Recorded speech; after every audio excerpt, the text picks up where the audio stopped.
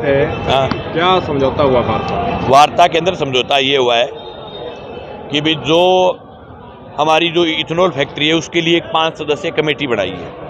वो committee report करेगी और उस कमेटी की रिपोर्ट के आधार पर फैक्ट्री का एमओयू रद्द होगा। वो कमेटी बनाई फैक्ट्री को रद्द करने के लिए, दूसरा कोई रास्ता नहीं है उस कमेटी का। अगला जो मुकदमे का सवाल है, वो हमारा जो ज्ञापन हमने दिया उस सेम टू सेम ज्ञापन को सरकार के पास अशासकीय पत्र के रूप में कलेक्टर ने भेजा है।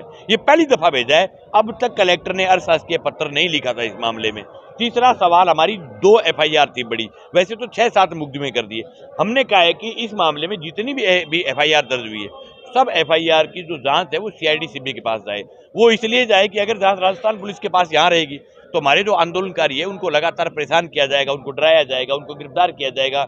हमारे जो ट्रैक्टर मालिक है उनको, किसानों को, उनको जो है वो धमकाने का प्रयास करेंगे। इसलिए हमने कहा था कि इसकी जांच को सीआईडी सीबी को दे दो, तो उस जो फाइल है वो फाइल सीआईडी सीबी को दे दिए। बाकी हमने लड़ाई को समाप्त नहीं किया है, लड़ाई तिखी होगी और तेज होगी और मजबूती से लड़ेंगे।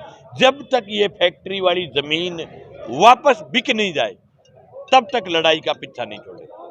हमें चुनाव से कोई लेना देना नहीं, हम किसान की पगड़ी की लड़ाई लड़ रहे हैं।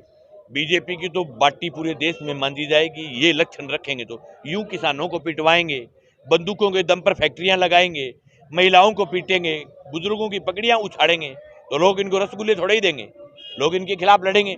जो भारतीय जनता पार्टी के नेता जो एडीजे वीके सिंह बयान दे रहा था कि लोग बाहरी थे, हमने कहा था कि आप अपने आंखों के डीए खोल करके देखो लोग कहां से आए। 20,000 लोग इस जिले के थे।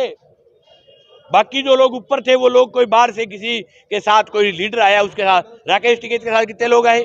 अकेला आया राकेश टिकैत। तड़ूनी जी अकेले आए। और हमारे जो उग्रा के जो लीडर हैं, जोगेंद्र सिंह जी उग्रा, उनकी देश में सबसे अनुशासित यूनियन है। उनके यूनियन के जो लीडर थे वो जरूर उनके साथ 20-30-50-100 लोग जो है वो उनकी यूनियन के उनके साथ थे।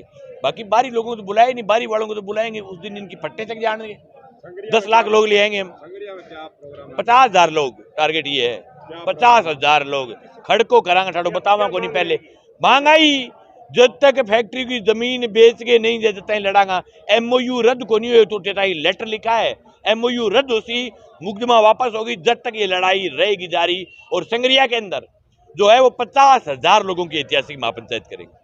आज हमारे संभागीय आयुक्त और सचिव रवि सुरपुर, डीजीपी क्राइम और आईजी साहब, सभी अधिकारियों के साथ हमारी वार्ता हुई है। वार्ता में हमने पहली मांग ये रखी कि ये जो मुकदमे वापस होने चाहिए, फैक्ट्री का एमओयू रद्द होना चाहिए।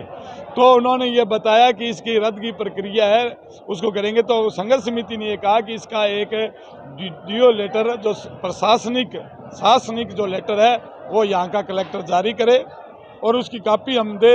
हमारा आंदोलन चलेगा, लेकिन हम आपको 20 दिन का समय देते हैं इस फैक्ट्री को हटाने के लिए।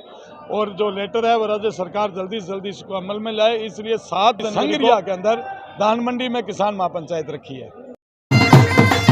वाह यार, गजब गजब।